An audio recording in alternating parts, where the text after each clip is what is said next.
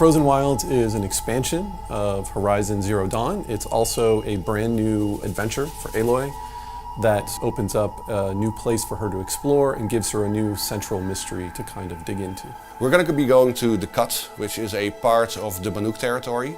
The Banuk live in an area called Banur, and it's actually set in a northern part. It's very icy, very cold, and a very hostile environment.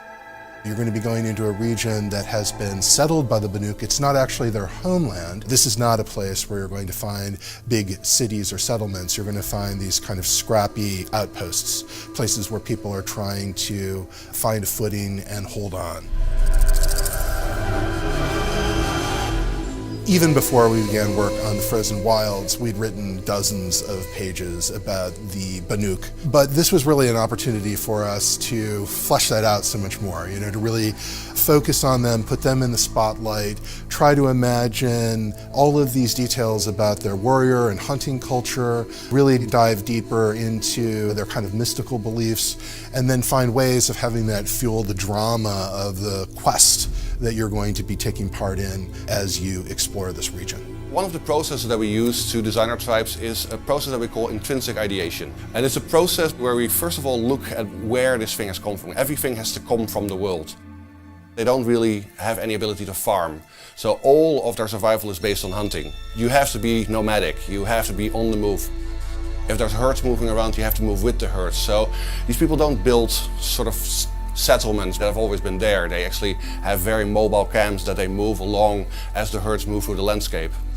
I'm not here for glory. I'm here for the mountain. We work in great collaboration with all the different disciplines here, and the art and concept team had a huge role in developing the Banuk. They had really done a lot of the work in terms of how the Banuk kind of would fit into the environment. As Yellowstone was a big part of the inspiration for the Banuk, it dictated their attire in the sense that what they wore, the type of clothes. Even the colors were picked from Yellowstone.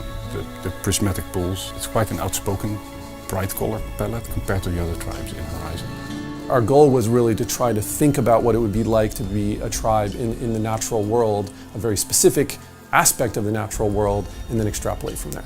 Unlike Earth-like tribes, we have robots roaming around. And these also dictate the belief systems, but also their resources. They take parts from the machines and try to almost dress like the machines. The primary spiritual idea that the Banuk have revolves around this concept of the blue light. The blue light that you see in the machine, the eyes of the machines.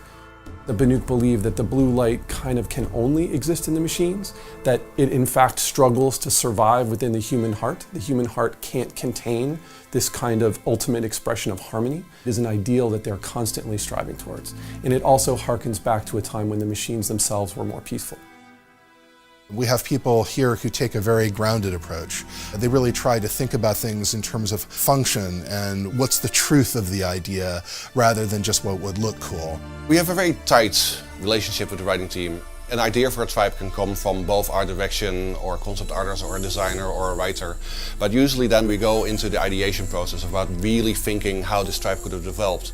And then we use short stories that the writing team writes, or we use concept art paints that an artist has made and really develop it and look at it from every different angle. And it's really one of the most rewarding aspects of working on Horizon. We really come to these really lush and exotic tribes that we can develop.